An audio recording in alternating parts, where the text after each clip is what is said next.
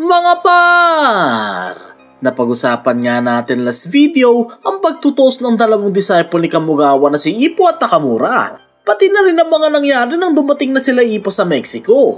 Ngayon naman, pagkikwentuhan natin ang malupit na touch sparring nila Sendo. Nang bigla magsimula ang sparring ni Sendo at Wally, nagulat si Ippo dahil hindi pa nga nakasuot ng headgear ang mga to. Nag-agree naman si Bold sa kanya dahil kahit nga touch sparring lang, kailangan pa din talagang mag-headgear. Pero sabi ng ating bida na hindi nga lang basta touch sparring ito dahil talagang sinusubukan ni Sendo na kumonekta. Reply naman ni Volg na kung hindi naman kukonekta ang mga suntok, wala magiging problema. Ang sunod nating nakita si Wally na swabing iniilagan ng mga punches na binabato ng Naniwa Tiger. Nabilib nga sa kakaibang movements ni Wally si Sendo, kaya naman mas lalo itong naginit at ginanahan.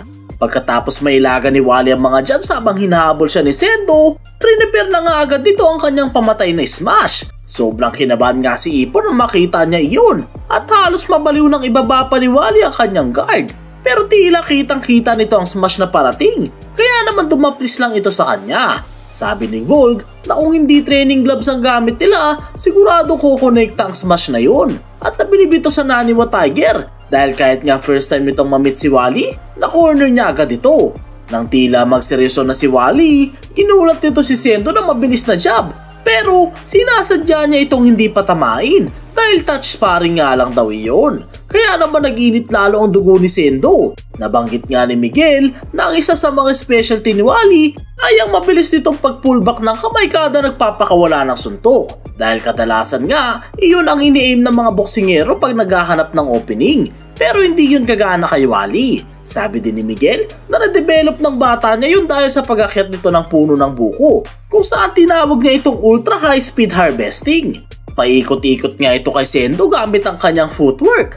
Habang nangyayari yun, sabi ni Miguel na isa pang specialty ni Wally ay ang curiosity nito at adaptability. Sunod nga nating nakita na pumuporma ang genius na to para magpakawala ng smash at yun ay kumonekta ng solid sa depensa ng Naniwa Tiger. Gulat na gulat nga si Ippo dahil kahit nga isang beses lang ito nakita ni Wally, nagaya niya agad ito.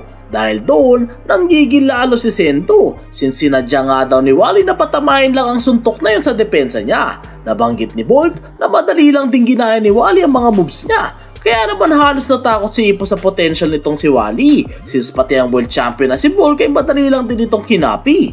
Pero dahil nga sa lakas ng smash na yun, napatalikod si Wally. Nang sasamantalin na ni Sendo ang opportunity na nakatalikod si Wally, sunod naman nating nakita na ginamit ni Wally ang signature move ni Volg na hien o tinatawag ding swallow. Pero ginamit niya lang pala ito bilang feint at agaran siyang dumistansya. At nang habulin siya ni Sendo, bigla na lang itong nawala sa kanyang harap.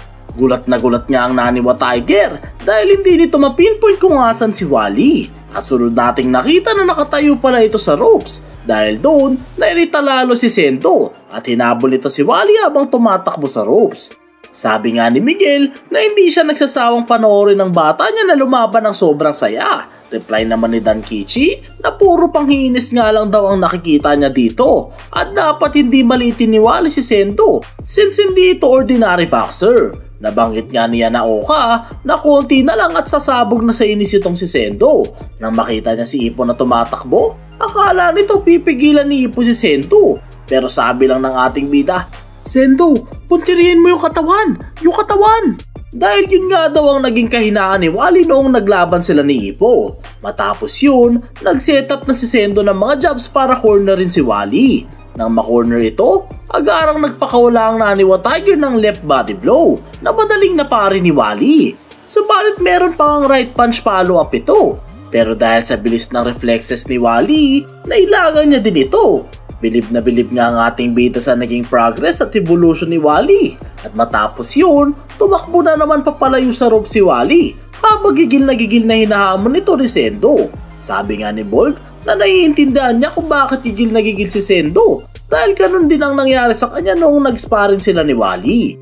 Dagdag pa niya na mas malakas si Wally kapag lumalaban ito ng natural. Nagbabato ito ng mga kakaibang punches na mula sa hindi inaasahang angle at dahil nga hindi alam ng mga sparring partners niya ang gagawin, unti-unti na lang silang sumuko. Sa isip ni Ippo na ibang-iba na nga si Wally kumpara dati noong nakalaban niya ito. dahil mas marami na itong na-experience at mga natutunan na techniques kay Miguel. After noon, pinasa ni Bob kay Ipo ang headgear since sila na nga daw ang next na mag-i-sparring.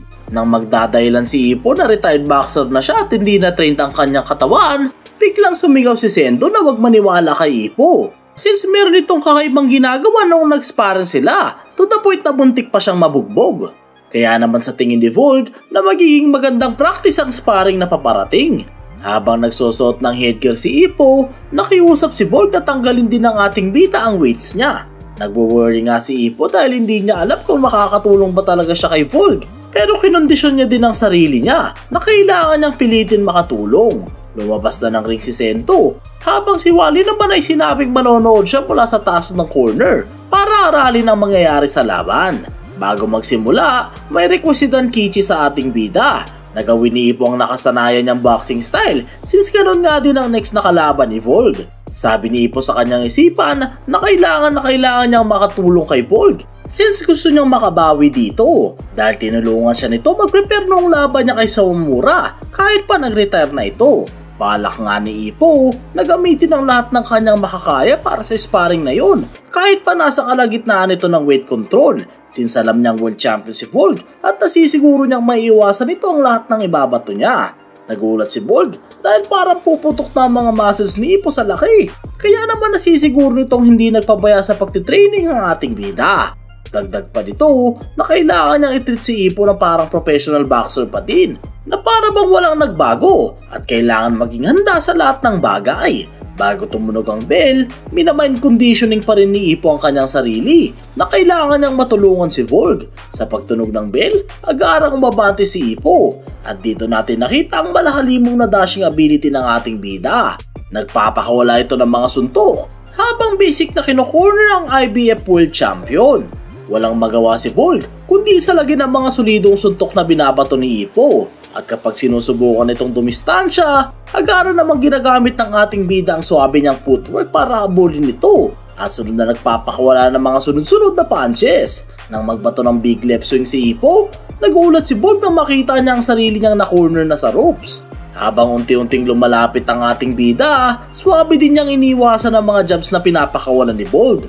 At nang makalapit na ito, napilitan si Volg na makipagbalagbagan dito ng malapitan. Sabi nga ni Miguel na hindi lang crush the distance and closing ang nangyayari, kundi parang ginagawang bata lang ni Ipo ang isang IBF World Champion. Paalala ko lang mga para, kahit pa sabihin nating nasa kalagitnaan ng weight control si Volg, nasa mas mabigat na timbang na ito kaysa kay Ipo. Kaya naman nakakagulat pa rin ang nangyayari sa ring. Tila na misread nga daw ni Volg si Ipo dahil mali siya sa sinabi niyang walang nagbago dito. Habang ganadong-ganado naman ang ating bida na makabawi kay Volg. Napatanong si Coach Yanaoka kung ganun lang ba talaga kadaling makalapit kay Volg. Dahil sa nangyayari sa loob ng ring, nagsisimula na magalala si Wally kay Volg. Kaya naman sinir niya na lang ito. At habang nangyayari yun, patuloy pa rin ang pag-abante ni Ipo. Nabanggit nga ni Volg na hindi niya in-expect na mapapacheer si Wally sa kanya. At yun na nga ang nagsilbing wake-up call niya at sinabing kailangan niya ng umasta na bilang tunay na world champion.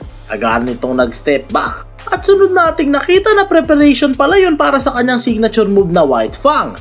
Nang makita yun ni Sendo, nag-alala siya at sinabi nitong dapat hindi ginawa ni Volg yun. Kalmadong inanalyze naman ni Ipo ang paparating na suntok. Iyon nga daw ay isang high-speed combination na left upper at right hook. Tila binesikan lang ng ating bida at walang kahirap-hirap na sinalag ang dalawang suntok na yon. Hindi nga makapaniwala si Dan Kichi sa ginawa ni Ipo. Si Volg naman ay gulat na gulat dahil parang sumuntok daw siya ng bato sa sobrang tigas ng depensa ni Ipo. Habang pasugod si Ipo, sinasabi nito sa kanyang sarili na kailangan niyang gawin ang lahat para maging helpful. Nang mailagan ni Volg ang right straight, sabi nga nito na hindi na basta-bastang touch sparring ang nangyayari, kundi parang normal sparring na ito. Nabanggit ni Ipo na since rusty na nga daw kanyang katawan, kailangan niyang ibuhos lahat ng makakaya niya sa sparring na yun. Sa sobrang galing ng ating bida, kahit ang isang IBF World Champion outboxer na si Volg ay napipilitan makipagbakbakan ng malapitan dahil sa mga kalkuladong galaw nito. Kaya naman kailangan daw niyang magpakawala ng isang manabombang suntok para mapalayo si Ipo. Nang magpakawala ng rise strike si Volg, swapping nag-duck step in si Ippo para ilagan ng suntok na yun. At sunod na nag-prepare para sa kanyang nakakawindang na counter. Napatanong nga din si Sendo kung touch sparring pa ba talaga ang nangyayari. Matapos yun, kumonekta ang malabombang body blow ng ating bida. Sabi nga ni Coach Yanaoka na since kumonekta ang solidong suntok na yun, pwede itong ma-injured. Nabanggit naman ni Sendo na hindi nga daw ang injury ang nakakatakot dahil ang tunay na nakakatakot ay pag nagseryoso na si Volg. Sinubukan niyang bumawi ng champion pero ipinamalas ulit ni Ippo ang kanyang natutunan as trainer. Sinalaguli nito ang isa pang signature move ni Volg na swallow o tinatawag ding hien. Nabilib nga si Miguel dahil pati yun ay basic na pinari ng ating bida. Pero confident naman si Dankichi sa kanyang bata. Sabi ni Ippo na since pinupurse ni Volg na patasin ang kanyang depensa, napipredict nito na preparasyon na iyon para sa isang down low punch. Ngunit hindi na ito nakareact at sunod na kumonekta ang White Fang na isang left uppercut at right overhand combination. Habang hindi pa nakaka-recover ang ating bida, agarang ginamit ni Volg ang kanyang footwork para dumistansya at kumonekta ang kanyang hien. Nabanggit nga ni Coach Yanaoka na hindi na makasabay si Ippo. Sabi naman ni Sendo na ganun talaga mangyayari kapag nagseryoso na ang isang world champion. Pero since gusto nga makatulong ng ating bida, pusikito pa rin ito lumapit kay Volg habang nagtatamo ng suntok. Nang maaral niya na ang timing ng punches, agarang nag-duck step in ito habang tinutulok ang nakastretch na kamay ni Volg. At sunod nating nakita ang paparating na right overhand counter. Nagulat nga sila Miguel at Dankichi sa swabbing move na yun. Lalong-lalo na si Volg since first time niya makita ang pari counter technique ng ating bida. At sunod na solido kumonekta sa kanya ang counter na yun. Subalit agarang bumawi si Volg ng maladinamitang right uppercut. Dahil doon, nagalala na si Sendo at handa na itong itigil ang laban. Tila nangatog ang tuhod ni Ippo sa lakas ng suntok na yun. After nun, kita sa mukha ni Volg ang kanyang pag-aalala kay Ippo since naalala nito kung anong dahilan kung bakit siya nagretiro at sinabi sa sarili na hindi niya na dapat patamaan ng suntok si Ippo. Pero tinibayan ng ating bida ang kanyang loob at sunod na nagpasabog ng solidong gazelle punch. Sa lakas nga ng suntok na yon, tumalsik si Volg sa corner. Tila predicted na nga ni Sendo kung ano ang next move na gagawin ni Ippo.